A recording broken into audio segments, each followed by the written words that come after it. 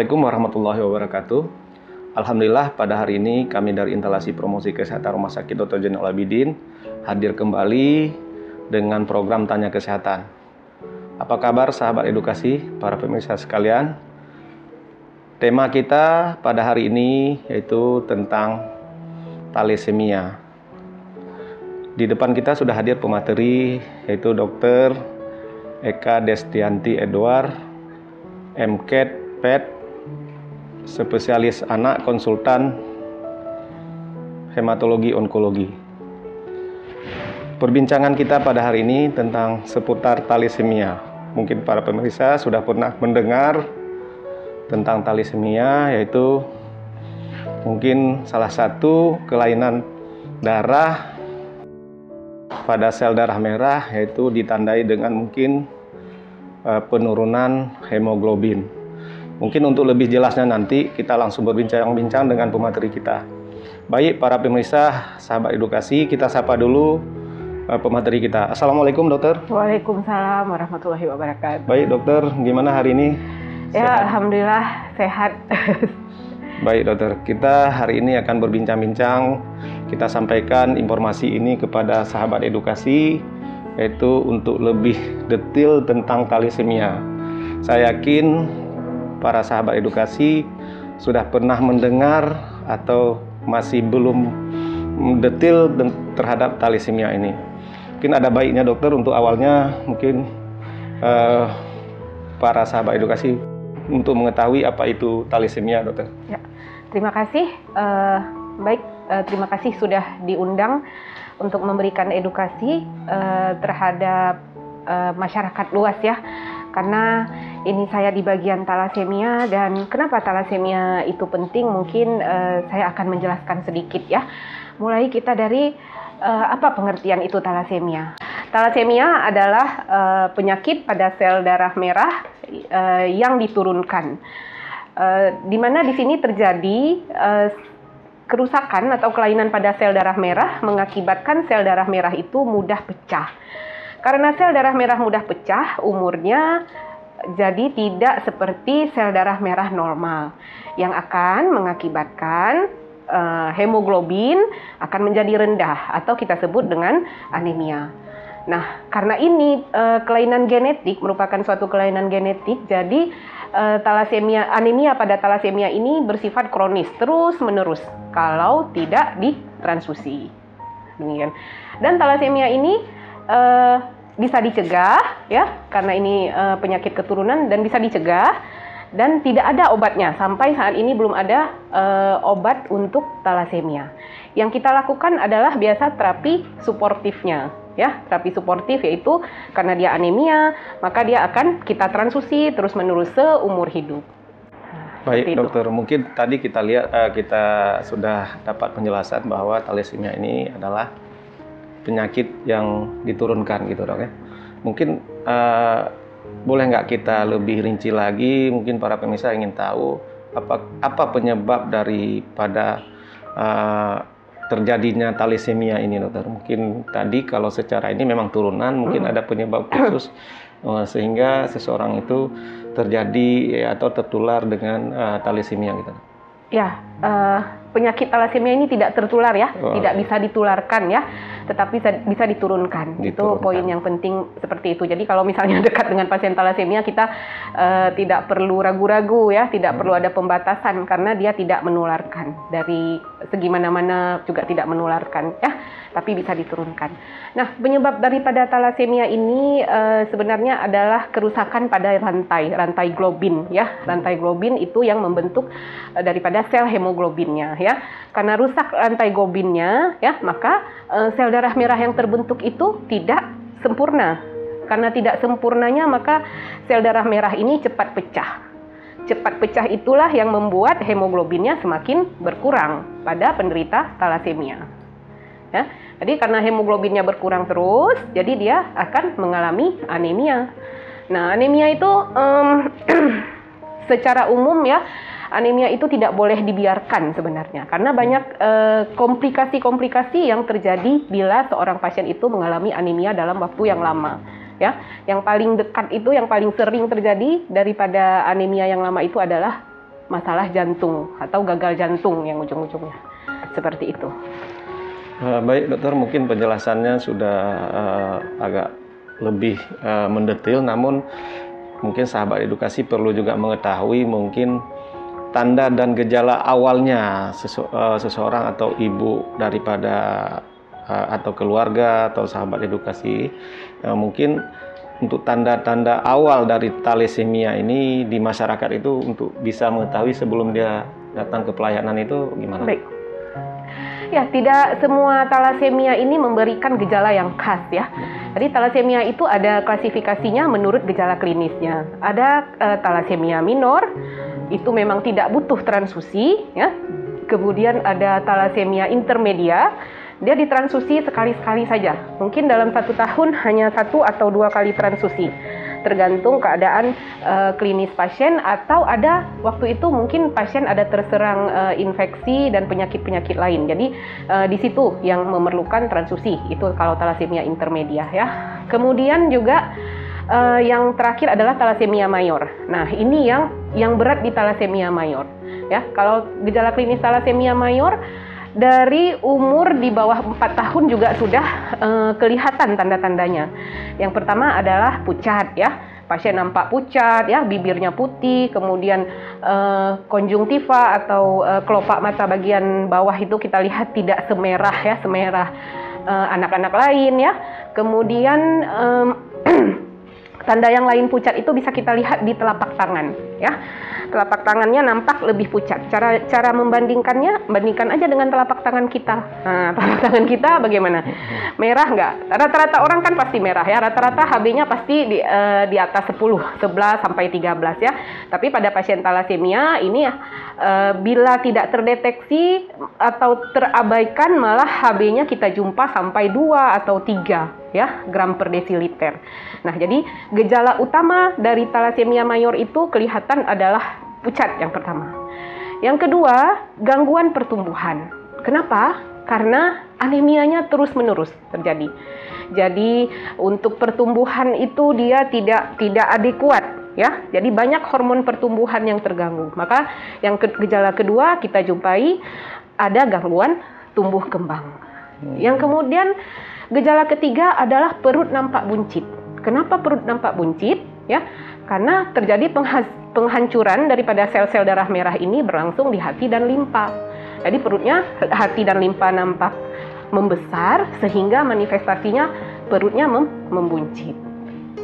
Ya, gejala yang lain yang tidak spesifik ya, mungkin kita lihat anaknya dengan keluhan dari orang tua cepat lelah, kemudian ada kok sering sekali infeksi dok, batuk pilek, dipucat, kemudian perut bengkak, kemudian sering ada infeksi, dan juga bisa penampilan juga bisa mata kuning gitu ya, atau ikterik kita sebut ya.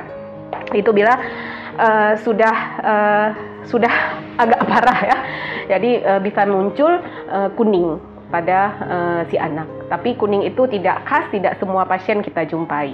Mungkin ada baiknya dokter kita mengetahui, kalau kita lihat kan di rumah sakit kita ini sudah ada layanan tentang thalassemia. Itu prevalensi kejadian thalassemia itu secara nasional atau juga secara di Provinsi Aceh ini apakah tinggi atau di kategori mana dokter? Ya, baik. Menurut data yang saya dapat ya di Skesdas tahun 2007 kalau tidak salah ya. Yang terbaru saya belum ada yang terupdate ya. Itu prevalensinya cukup tinggi ya. 13,4%. Artinya kemungkinan di Aceh pembawa sifat itu sangat tinggi. Pembawa sifat. Tapi bukan penderita, pembawa sifat ya. Karena kita belum melakukan sebenarnya belum melakukan data saja ini. Tapi kalau kita pendataan mungkin bisa jadi nilainya tidak jauh dari angka tersebut. Kalau secara keseluruhan di Indonesia data pembawa sifat itu 6%. Artinya 6 orang dari 100 orang ya, orang Indonesia itu membawa sifat. Nah, yang bahaya kan kalau pembawa sifat menikah dengan pembawa sifat, karena ini penyakit diturunkan. Kalau bisa jangan ketemu pembawa sifat sama pembawa sifat. Karena kalau ketemu ini, jadi bisa anaknya sekitar 25% berisiko untuk menjadi thalassemia. Baik, nah, walaupun tidak semua ya, tidak semua anak harus 25% tuh jadi thalassemia, enggak. Jadi ada hitung-hitungannya dia. Kemungkinan ada faktor kemungkinan anak yang akan lahir akan ada beresiko thalassemia atau tidak pada pembawa sifat itu lebih besar daripada bukan pembawa sifat. Baik dokter, mungkin kalau kita lihat tadi gejala yang paling utama itu adalah anemia dokter ya. Pada saat penderita thalassemia ini anemianya sudah atau sel darah merahnya sudah sangat menurun dengan angka itu, bahwa itu penanganan khususnya bagaimana dok terhadap pasien thalassemia ini? Artinya kita membicarakan tata laksana pada pasien thalassemia ya. Tata laksana utama pada pasien thalassemia adalah transfusi yang pertama. Nah, beda dengan transfusi anemia lain, transfusi pada thalassemia ini berlangsung akan seumur hidup. Jadi setiap 2 sampai 4 minggu sekali ya, atau 2 sampai 5 minggu sekali itu pasien harus menjalani, pasien thalassemia mayor ya, harus menjalani transfusi. Kalau enggak HB-nya turun. Transfusi ya, sekali transfusi kita harapkan HB-nya mencapai HB normalnya kita. Berapa tuh HB normal? 11 ke atas. 11 ke atas. 12, 13 ya. Nah, itu yang kita ingin capai pada pasien-pasien thalassemia, terutama pasien thalassemia anak. Agak berbeda dengan dewasa. Kalau dewasa sudah selesai tumbuh kembang, tidak ada yang perlu dikejar. Tapi kalau anak masih dalam tumbuh kembang, jadi dia tidak boleh anemia yang lama. Tapi karena ada penyakitnya seperti ini, dia harus transfusi terus. Ya, nah, jadi transfusi pada thalassemia pertama tata laksananya transfusi ya, berlangsung 2 sampai 5 minggu sekali. Jadi tergantung seberapa parah derajatnya. Bisa ada transfusinya pada pasien thalassemia bisa berlangsung 2 minggu sekali. Setiap 2 minggu datang ke rumah sakit transfusi. Setiap 2 minggu datang. Ada yang 3 minggu, ada yang 4 minggu, ada yang 5 minggu sekali. Nah, masing-masing pasien itu berbeda. Tapi digarisbawahi bahwa thalassemia ini yang pertama harus dilakukan adalah transfusi nomor 1. Nah, yang kedua, ya, pasien thalassemia ini disebabkan oleh patofisiologi penyakitnya, ya, dia akan mempunyai banyak zat besi di tubuhnya. Zat besi diperoleh dari mana? Pertama dari transfusi. Nah, penyumbang paling banyak zat besi pada pasien thalassemia. Yang kedua dari absorpsi dari usus. Nah, jadi pada pasien-pasien thalassemia itu tubuh membaca tubuh kekurangan hemoglobin. Nah, jadi usus secara otomatis mengambil zat besi dari makanan yang kita makan. Jadi zat besinya berbeda dengan zat besi pada orang biasa, orang normal, ya. Jadi bisa 3 sampai 5 kali penyerapan zat besi berlangsung di usus itu. Jadi pada pasien thalassemia zat besi diserap lebih banyak daripada orang yang biasa. Akibatnya pasien thalassemia ini sering mengalami penumpukan zat besi. Karena secara normal itu berbeda dengan mekanisme lain ya, zat besi itu di dalam tubuh tidak bisa dikeluarkan secara normal. Ya, jadi kalau bertumpuk di dalam badan itu memang harus ada obat untuk mengikatnya. Nah, kenapa dok kalau zat besinya tinggi? Banyak kerugiannya. Zat besi ini sifatnya kalau untuk sel itu sifatnya toksik. Atau lama-lama mengganggu fungsi sel. Jadi fungsi sel, fungsi jaringan, sampai ke fungsi organ. Jadi kalau terlalu berlebihan zat besi dalam organ, maka dia akan mengganggu fungsi organ tersebut. Misalnya nih, zat besinya menumpuk banyak di jantung, maka dia akan menimbulkan masalah di jantung. Salah satunya irama jantung yang tidak baik ya, atau aritmia. Atau bisa juga menumpuk di otot-otot jantung, sehingga mengganggu fungsi jantung, pompa jantung, sehingga pasien mengalami gagal jantung. Nah, itu. Jadi terapi thalassemia juga selain transfusi yang pertama, yang kedua ditujukan adalah kelasi besi, mengikat zat besi pada thalassemia.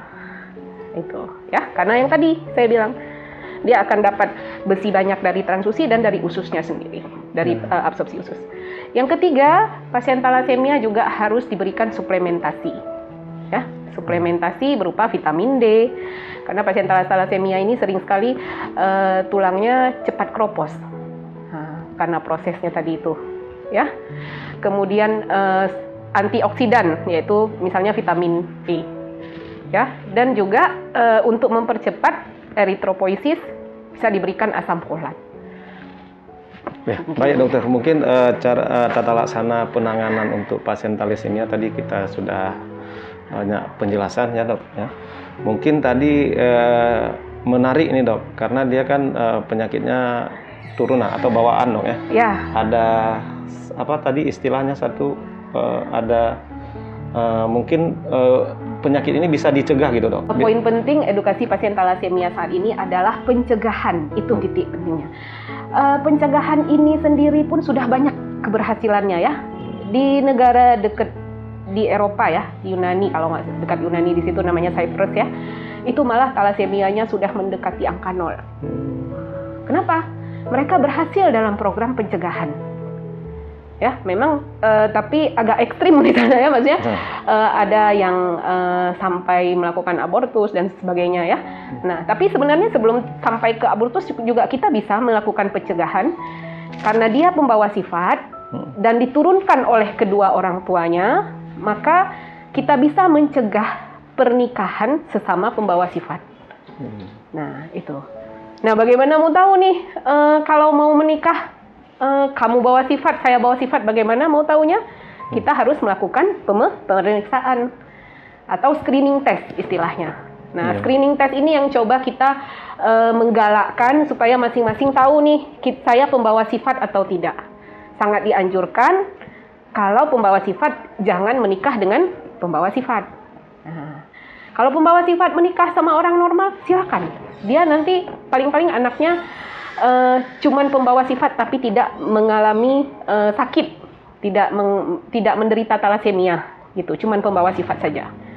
Jadi kalau pembawa sifat saja ya nggak masalah, seperti biasa hidup normal ya, hidup normal, melakukan aktivitas sehari-hari, HB-nya juga biasa-biasa saja, tidak anemia. Nah, jadi pembawa sifat nggak masalah. Mungkin kita pun juga karena membawa sifat nih, cuman kita nggak periksa aja untuk screening tes itu. Untuk screening talasemianya ya. Nah, jadi itu yang penting. Kalau memang akan menikah sangat digalakkan ya, saya sangat menganjurkan untuk pemeriksaan kedua calon mempelai. Apakah pembawa sifat talasemia atau tidak? Nah, maka bahkan bukan hanya pas waktu mau nikah nih. Yang paling penting dilakukan pada saat remaja atau jauh sebelum menikah. Jadi pas waktu remaja masing-masing udah tahu bawa sifat apa tidak.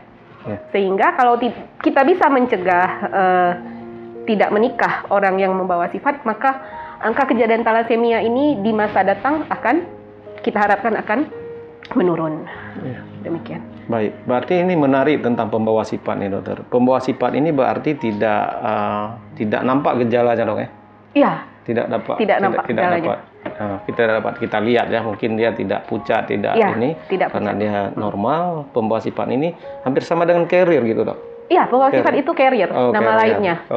Ya. Jadi para pemirsa, jadi tadi pemateri kita sudah menjelaskan bahwa untuk mencegahnya adalah dengan men-screening pembawa sifat. Iya. Ini dokter mungkin menarik nih, seharusnya karena kita mungkin juga sebelum dia catin, kalau dulu kan ada dokter mungkin suntik iya, TT ya. TT, berarti ini harus ada mungkin pihak dari KUA mungkin harus mengetahui ini apakah bisa itu dibuat juga salah satu untuk screening, tapi edukasinya tetap jalan. Kenapa? Karena nanti apabila dia sudah pembawa sifat tapi dia masih tetap karena sudah cinta tadi tetap berkeluarga, jadi itu dia sudah siap menerima nanti risiko terhadap turunan untuk pada anaknya gitu dokter. Mungkin apa itu mungkin dokter untuk kita sosialisasikan juga kepada catin, kemudian juga ini petugas KUA gitu dok. Gitu. Sebenarnya untuk mencegah talasemia ini bukan itu ya cara yang pertama ya, yang paling mudah kita lakukan ya, yang paling bisa ya. Yang kedua bisa juga ya, pemeriksaan prenatal ya, tapi itu pemeriksaannya invasif. Nah, jadi kalau misalnya si calon pasangan ini udah dua-dua nih, udah dua-dua diketahui pembawa sifat talasemia. Nah, kemudian ngotot juga menikah. Jadi, tapi kita harus memberikan edukasi bahwa kamu siap nggak kalau anak kamu seperti ini. Gambarannya bagaimana? Gambaran pasien talasemia itu harus, yang mayor ya, harus transfusi tiap bulan, ya, belum lagi mengobati komplikasinya. Kita kasih tahu, bukan berarti mau menghalangi, enggak. Cuman kita itu memang harus bagian dari edukasi. Siap tidak kalau mempunyai anak seperti itu. Nah, gitu. Karena membawa sebenarnya kalau sakit itu kan pasti membawa beban ya, membawa apa namanya? Pada orang tua ya, stres ya, pada anak juga stres ya, belum lagi kalau pada pasien talasemia harus transfusi, harus bawa ke rumah sakit. Setiap bulan pasti ada teken absen ke rumah sakit untuk transfusi, istilahnya seperti itu. Ya lama-lama bebannya juga beban orang tua, beban anak sendiri juga besar, dari segi psikisnya besar. Nah, itu kita kasih penjelasan kepada si catin tadi, si calon pengantin. Nah, saya teringat ada satu kisah ya, bahwa yang satu juga ini memang di medsos saya dapatnya ya. Yang satu memang sudah ketahuan bahwa dia pembawa sifat. Yang satu lagi dilakukan pemeriksaan belum ketahuan, tapi dengan kesadaran sendiri melakukan juga screening sebelum mereka menikah ya. Dan hasilnya ternyata didapati bahwa keduanya mempunyai sifat, ya, pembawa sifat. Akhirnya dengan kesadaran sendiri nih, karena mereka sudah baca-baca ya, kemudian bagaimana dikomunikasi, akhirnya tidak jadi menikah. Tapi itu kita menyerahkan kepada calon pengantin. Kita kan nggak boleh, itu hak azazi, ya, nggak boleh menghalangi juga, tapi memberikan edukasi. Tapi itu saya akui apresiasi bahwa berani mengambil sikap demikian. Nggak mudah toh mengatur hati, ya kan? Nah, bila terjadi juga pernikahan antara pembawa sifat, maka langkah selanjutnya mungkin kita bisa melakukan pemeriksaan antenatal ya. Ketika umur janin di bawah 11 minggu, ya, 11 atau 14 seperti itu, dilakukan pemeriksaan sampel ya, sampel daripada cairan cairan amnionnya ya, kalau saya tidak salah. Kemudian dilakukan pemeriksaan di laboratorium ya. Tapi itu pemeriksaannya invasif dan ada juga resiko abortus walaupun dia masih presentasinya masih kecil. Dan itu rasanya agak ekstrim kita lakukan kalau di sini. Nah, baik dokter, mungkin tadi menarik juga nih, apabila juga terjadi perkawinan antara pembawa sifat dengan pembawa sifat, pada saat bayi sebelum dia lahir itu seperti pada internatal tadi, apa bisa dicegah supaya dia tidak membawa lagi ini tadi talasemia? Pada saat dia lahir bisa Kak? Oh, karena kan ini sudah memang sama-sama pembawa sifat. Ya. Ada nggak kemungkinan anaknya yang lahir itu tidak talasemia gitu? Ada. Ada kemungkinan. Jadi gini, pembawa sifat itu 25% ya, kemungkinan 25% anaknya talasemia ya. 50% menjadi pembawa sifat, 25% itu akan tidak membawa sifat sama sekali, normal sama sekali ya maksudnya. Jadi itu namanya hukum Mendel, ada kemungkinan-kemungkinan yang terjadi pada suatu kelahiran ya, dengan kedua orang tua yang pembawa sifat. 25% kemungkinan lahir bisa menjadi talasemia, penderita talasemia. 25% bisa normal benar-benar. 50% bisa pembawa sifat. Kalau normal sama pembawa sifat kan nggak masalah. Lanjut aja. Tapi yang menjadi masalah adalah bila anak itu diketahui dia talasemia mayor. Nah, ini PR-nya. Dan setiap kelahiran berapa persen dok? Kalau udah lahir anak saya yang talasemia anak pertama, anak kedua tidak lagi? Enggak gitu ya. Karena itu adalah hukum Mendel, kita nggak tahu ya prinsipnya. Itu adalah kayak ngelempar dadu, berapa harapan kemungkinan muncul angka 1? Itu kan 1/6. Yeah. Jadi kita masih berharap. Jadi apa gunanya screening kalau gitu ya kan? Sama aja kalau di screening juga seperti itu ya. Bukan. Jadi screening itu kita tahu kita punya risiko. Yeah. Kalau nggak di screening kita nggak tahu kita nggak punya risiko atau tidak. Tapi kalau screening, misalnya perempuan membawa sifat, laki-laki pembawa sifat, mereka harus tahu bahwa mereka mempunyai kemungkinan untuk mendapatkan anak talasemia. Tapi kalau di screening, misalnya perempuan membawa sifat, si laki tidak membawa sifat, itu tidak ada kemungkinan untuk talasemia mayor. Nah, tapi kalau pembawa sifat masih ada. Menarik dokter tuh, dari antara pembawa sifat dengan pembawa sifat tadi memang lebih besar dia turunannya itu adalah 50% pembawa sifat. Untuk terjadi penyakit talasemia ini hanya 25%. Tapi ya, itu tidak bisa kita pastikan ya, anak pertama dan kedua gitu. Jadi edukasinya begini, edukasinya kamu punya loh risiko, kalian punya risiko untuk melahirkan seorang anak, bukan seorang, malah bisa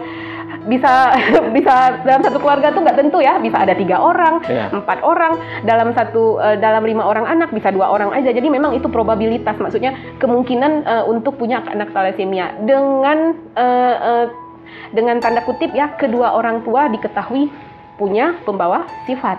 Tapi kalau cuma 1 aja pembawa sifat nggak masalah, silakan. Berarti dia tidak ada risiko untuk mendapatkan talasemia mayor anak-anaknya. Nah, itu perlunya screening. Kita tahu kita akan mempunyai risiko anak talasemia atau tidak. Itu fungsinya screening. Baik para pemirsa, tadi kita sudah mengetahui banyak tentang talasemia. Mungkin dokter ini sedikit aja, mungkin memang topik kita pada hari ini talasemia. Saya ini agak sedikit juga mungkin mengetahui, mungkin sekilas saja dok. Ya. Ada perbedaan talasemia dengan leukemia itu dok. Ini kan sama-sama darah, mungkin hanya sekilas saja. Mungkin topik leukemia ini nanti kita bahas di lain kesempatan ya. Ya, mungkin sedikit aja dok gitu. Baik, kalau talasemia ini penyakitnya keturunan dan menyerangnya sel darah merah. Ya. Tapi dia bukan merupakan suatu keganasan, ya. Tapi kalau leukemia, ini masalahnya adalah pada sel darah putih dan merupakan suatu keganasan. Kalau talasemia memang dibawa atau diturunkan, kalau leukemia tidak diturunkan, tetapi bisa ada ya. Misalnya si pasien punya keluarga yang menderita kanker, walaupun bukan leukemia, bisa jadi ada seperti itu. Tapi tidak mesti. Kalau talasemia mesti kedua orang itu mesti pembawa sifat. Kalau leukemia tidak ada hubungan dengan pembawa sifat. Baik para pemirsa, menarik. Mungkin nanti leukemia akan kita bahas di topik berikutnya dok ya. Mungkin ditanya kesehatan, tapi mungkin di berikutnya. Baik dokter, sebelum kita menutup acara ini, mungkin ada pesan-pesan dokter pada baik para yang sudah menderita talasemia atau cara pencegahan sebelum kita mendapatkan turunan untuk talasemia tadi dok, untuk mungkin pesan-pesan dokter kepada para pemirsa dan sahabat edukasi. Ya, kepada masyarakat luas sedikit saya sarankan ya, screening. Kita sekarang ada jargonnya screen yourself, ya, periksa diri Anda. Apakah Anda termasuk pembawa sifat atau tidak? Ya, siapa yang sangat berpotensi adalah orang yang bersaudara atau punya saudara pasien talasemia.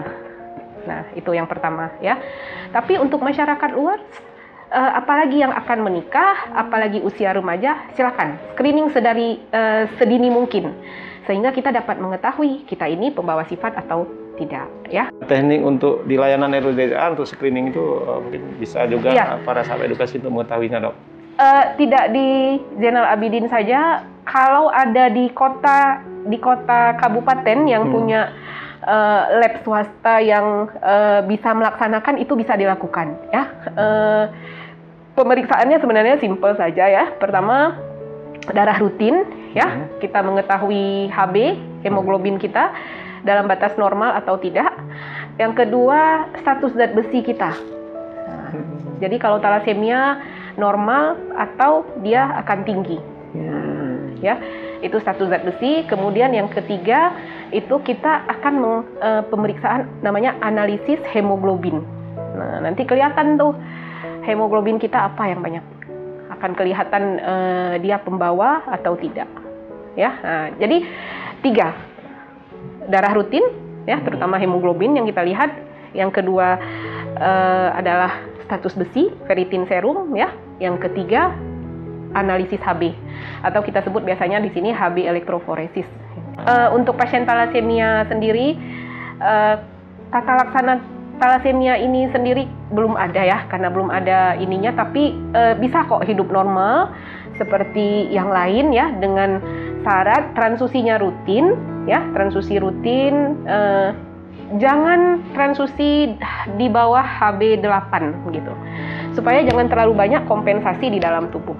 Usahakan transfusi itu sebelum masuk ke rumah sakit itu transfusinya di HB9 gitu. HB8, 9 itu paling baik ya. Jadi tidak sempat terjadi kompensasi yang banyak. Kemudian jangan lupa minum obat kelasi besi. Nah, supaya besinya jangan terlalu menumpuk di dalam badan. Kelasi tadi ini untuk menghancurkan zat besi yang ada dalam, mengikat zat besi, sehingga zat besi itu tidak menumpuk, tidak lari-lari ke jaringan, tidak menumpuk di jaringan. Nah, kalau zat besi banyak di jaringan kan nanti jadinya mempengaruhi fungsi jaringan itu. Jaringan jadi terganggu, kayak saya bilang tadi, pada jantung misalnya, zat besi yang terlalu banyak di jantung akan mengganggu fungsi jantung. Zat besi terlalu banyak di hati akan mengganggu fungsi hati. Nah, itu. Jadi transfusi rutin atau transfusi reguler pada pasien talasemia itu yang pertama. Yang kedua, kelasi besi. Yang ketiga, minum suplementasi.